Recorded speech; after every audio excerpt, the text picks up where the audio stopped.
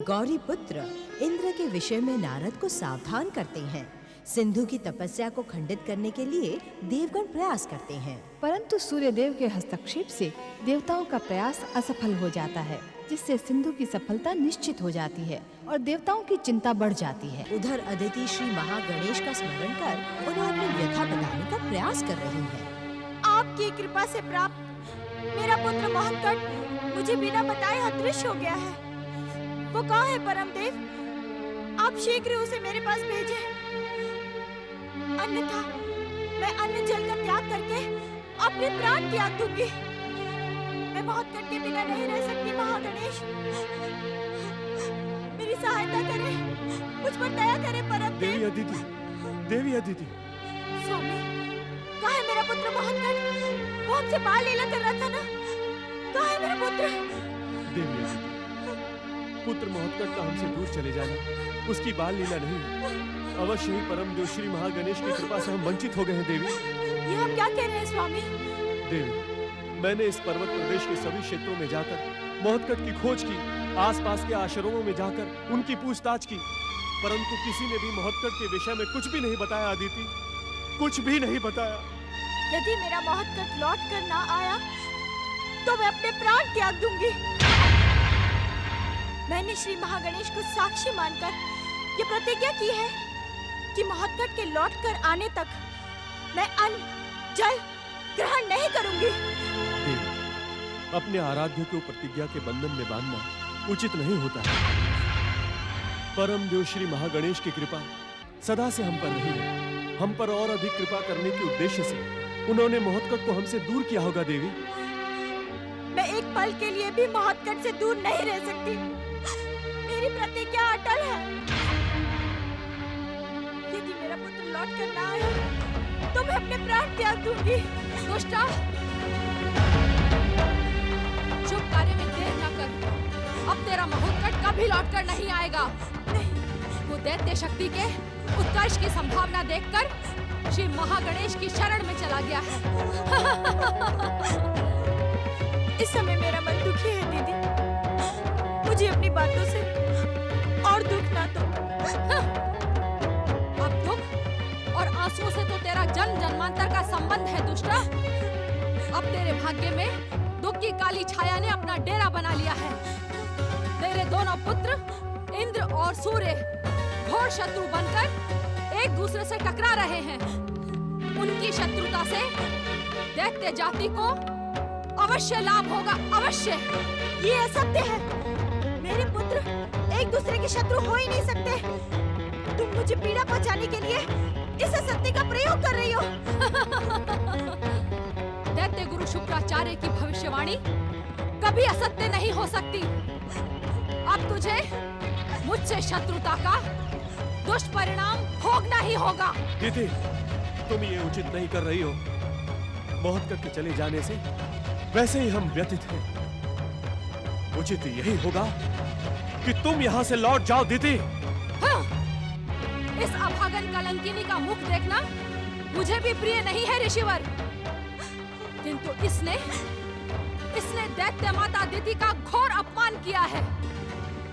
इस पर संकट के बादल मंडराए, ये देखने का अवसर दैत्य माता कभी चूक नहीं सकती। अब इस संसार की कोई भी शक्ति इसकी रक्षा नहीं कर सकती। अब इस संसार पर दैत्य जाति के साम्राज्य का समय आ गया है।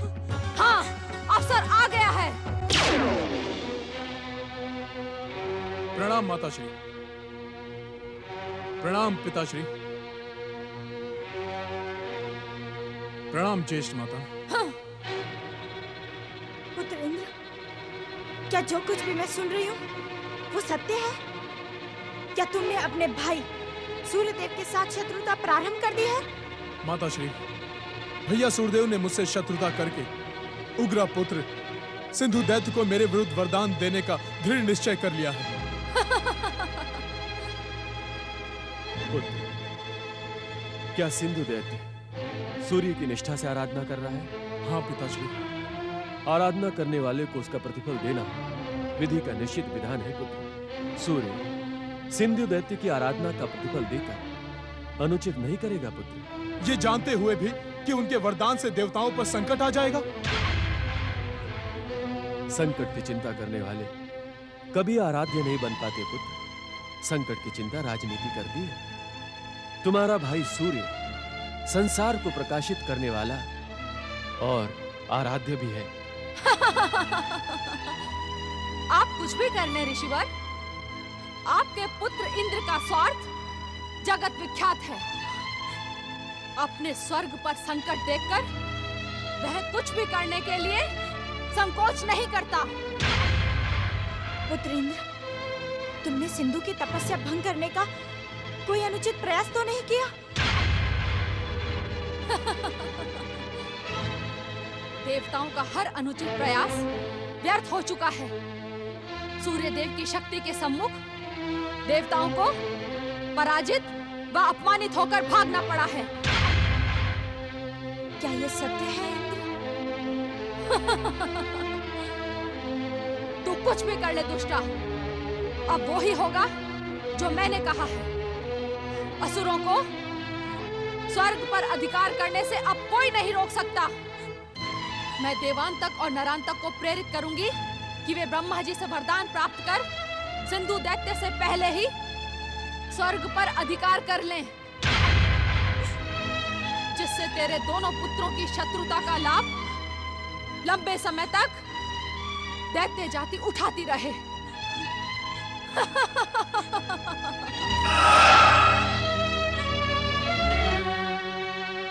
पुत्र इंद्र, जो कुछ भी हुआ उचित न था। तुम्हें इसका परिणाम भुगतना ही होगा। मुझसे भूल अवश्य हुई है पिताश्री, किंतु उस परिणाम को बदलने का कोई न कोई उपाय अवश्य होगा। परम देव श्री महागणेश की आराधना के अतिरिक्त इसका कोई उपाय नहीं है। देवी अदिति, हमें पुत्र इंद्र पर आए संकट को समाप्त करने और अपने पुत्र महोत्कट को पुनः प्राप्त करने के लिए इसी समय परम देव श्री महागणेश की अखंड आराधना प्रारंभ करनी होगी। जो आज्ञा ऋषिवर। आओ। ओम भास्कराय नमः। ओम सूर्यदेवाय नमः। ओम देवासुरवंदिताय नमः। ओम भास्कराय नमः। ओम भुवनेश्वराय नमः। ओम देवासुरवंदिताय नमः। ओम सूर्यदेवाय नमः। ओम विवस्वते नमः। ओम भास्कराय नमः। ओम भुवनेश्वराय नमः।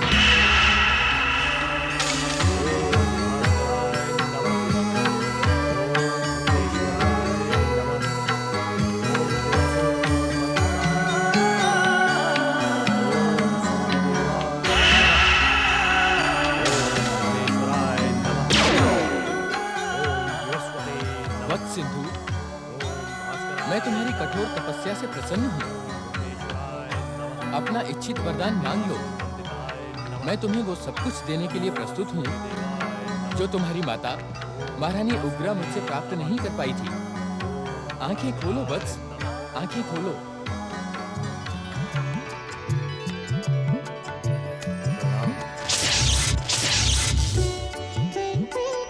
आप परम दयालु हैं सूर्यदेव, परम दयालु। सूर्यदेव, क्या आप मुझे मेरा इच्छित वरदान प्रदान करेंगे? मेरी उपस्थिति इस बात का प्रमाण है सिंधु कि तुम्हारी तपस्या सफल हुई। तुम अपना इच्छित वरदान प्राप्त कर सकते हो। मांगो, क्या मांगना है? भगवान भास्कर, यदि आप मुझ पर प्रसन्न हैं और यदि आप मुझे वरदान प्रदान करना चाहते हैं तो मुझे ऐसा वरदान दें जो आज तक किसी भी असुर या दैत्य ने प्राप्त ना किया हो। मैं परम दैत्य शक्ति और त्रैलोक्य का साम्राज्य चाहता हूँ। मैं स्वर्ग, पृथ्वी और पाताल के साथ ब्रह्मलोक, वैकुंठ और कैलाश पर अपना आधिपत्य स्थापित करना चाहता हूँ। देवों को अपने वश में करके मैं संसार के सारे सुखों का उपभोग करना चाहता हूँ। सूर्यदेव, मैं आपसे अमरता का वरदान भी चाहता हूँ, जिससे संसार की सभी शक्तियां मिलकर भी मेरा वध न कर सके। सूर्यदेव, आप मौन क्यों हैं? क्या आप मेरी कठोर तपस्या से प्रसन्न नहीं है? वत्स सिंधु, मैं तुम्हें पहले ही कह चुका हूँ कि मैं तुम्हारी तपस्या से प्रसन्न हूँ, परंतु मैं तुम्हें वे सब वरदान नहीं दे सकता जो तुमने मांगे हैं। अर्थात? ना तो मैं तुम्हें त्रैलोकी का साम्राज्य दे सकता हूँ, ना पूजनीय त्रिदेवों ब्रह्मा, विष्णु और महेश के आधिपत्य का अधिकार, और न ही मैं तुम्हें अमरता का वरदान दे सकता हूँ। जब आप मुझे कुछ दे ही नहीं सकते, तो आपने मुझसे इतनी कठोर तपस्या करवाई क्यों? आपने मेरी शक्ति का इतना दुरुपयोग क्यों करवाया सूर्यदेव? तुम्हारी बातों पर तुम्हारी माता महारानी उग्रा की छाया दिखाई पड़ रही है। उसने भी कठोर तपस्या करने के बाद वरदान प्राप्त करते समय मेरा अपमान किया था। तुम भी मेरा अपमान करने की भयानक भूल कर रहे हो सिंधु। आपकी तपस्या करके मैंने अवश्य ही भूल की है सूर्यदेव। क्या तुम्हें मेरी तपस्या करने का पश्चाताप है? वैसा उत्साह भी नहीं है सूर्यदेव जैसा तपस्या प्रारंभ करने के समय था। तब तो मैंने शुक्राचार्य की उपेक्षा करके स्वयं को आपके चरणों में समर्पित कर दिया था। वो सब मैं जानता हूँ सिंधु, सब जानता हूँ, किंतु अपनी माता के ही समान तुमने ऐसे वरदान मांगे हैं जिन्हें देना मेरी सामर्थ्य में नहीं है। तो आपकी सामर्थ्य में क्या है सूर्यदेव? क्या मैं ये मान लूं कि आपकी तपस्या करके मैंने अपना समय नष्ट किया है? तुम्हारा समय नष्ट नहीं हुआ है सिंधु। तुम्हारी कठोर तपस्या के कारण मैं तुमसे प्रसन्न होकर तुम्हें पृथ्वी और स्वर्गलोक पर अधिकार करने का वरदान देता हूँ। मेरी कृपा पाकर तुम दैत्य सेना प्रकट करने और अतुल्य शक्ति के स्वामी हो जाओगे, परंतु सावधान, अपनी शक्ति का दुरुपयोग न करना, अन्यथा मेरा वरदान भी तुम्हारी जीवन रक्षा नहीं कर पाएगा। तुम्हारा कल्याण हो।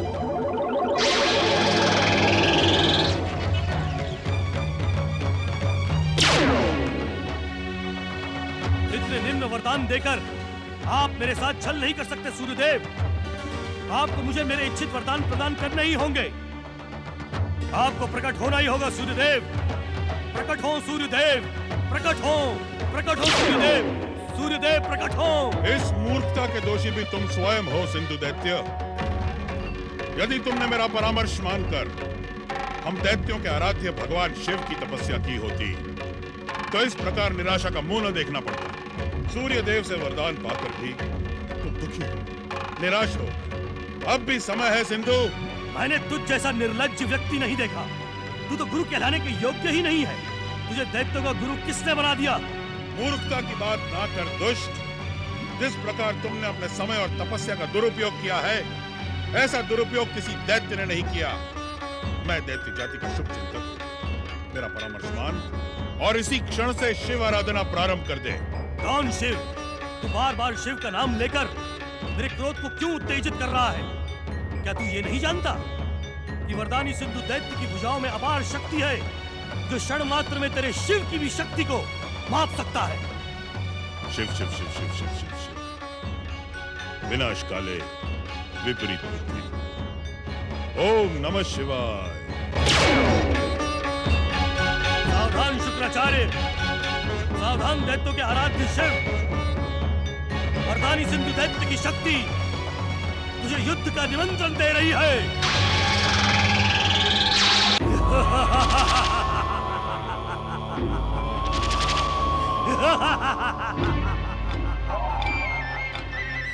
दैत्य सेना प्रकट हो, वरदानी शक्ति प्रकट हो। महापराक्रमी दैत्यराज सिंधु की, वरदानी महापराक्रमी दैत्यराज सिंधु की। दैत्य वीरों, मेरी इच्छा मात्र से तुम्हें आकार प्राप्त हुआ है। मेरी ही इच्छा से तुम पृथ्वी और स्वर्ग को विजयी करोगे, परंतु उससे पूर्व मुझे मूर्ख शुक्राचार्य की चुनौती का उत्तर देना है। मैं देखना चाहता हूँ कि दैत्यों के आराध्य शिव कितने शक्तिशाली है। वरदानी महापराक्रमी दैत्यराज सिंधु की, वरदानी महापराक्रमी दैत्यराज सिंधु की। देवादिदेव महादेव भगवान शिव की, देवादिदेव महादेव भगवान शिव की, देवादिदेव महादेव भगवान शिव की, देवादिदेव महादेव भगवान शिव की।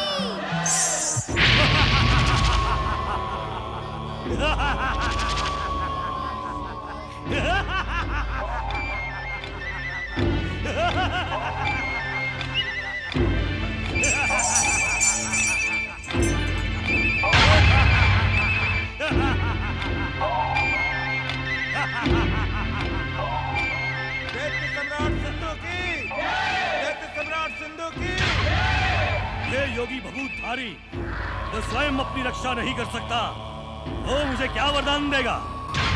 मैं उसे उठाकर समुद्र में फेंक देता हूँ। शिव को समाप्त करके ब्रह्मा और विष्णु का अंत भी मैं अपने इन्हीं हाथों से करूंगा। त्रिदेवों का अस्तित्व समाप्त होते ही ये संसार सिंधु की आराधना करने पर विवश हो जाएगा। सावधान सिंधु, तेरी मूर्खता तेरे अंत का कारण बन जाएगी। जैसे आया है वैसे ही लौट जा। जैसे आया हूँ वैसे ही लौट जाऊं? अरे विचित्र प्राणी, तू नहीं जानता कि सिंधु एक बार जो ठान लेता है उसे पूरा करके ही छोड़ता है। तू मेरे मार्ग में बाधा मत डाल, अन्यथा तुझे यमलोक का मार्ग दिखा दूंगा। यमलोक का मार्ग कौन किसको दिखाता है, इसका निर्णय अभी हो जाएगा। अभी भी समय है दुष्ट। महाकाल भगवान शिव से अपनी दुष्टता की क्षमा याचना करके अपने जीवन की रक्षा कर ले। तू इस सिंधु का मार्ग रोककर क्यों अपना सर्वनाश करना चाहता है विचित्र प्राणी? हट जा मेरे मार्ग से। क्यों अपने जीवन को संकट में डालना चाहता है मूर्ख? अभी भी समय है, लौट जा। जीवन तो तेरा संकट में पड़ गया है विचित्र प्राणी। अब मैं तुझे क्षमा नहीं करूंगा। तेरा क्रोध तेरी विचित्रता का अंत कर देगा।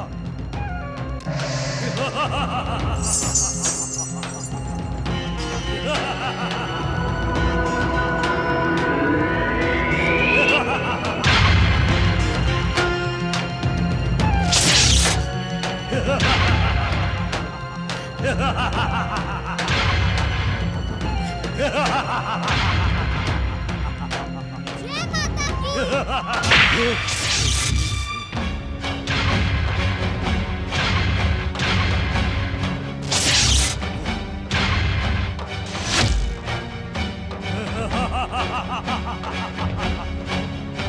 आक्रमण!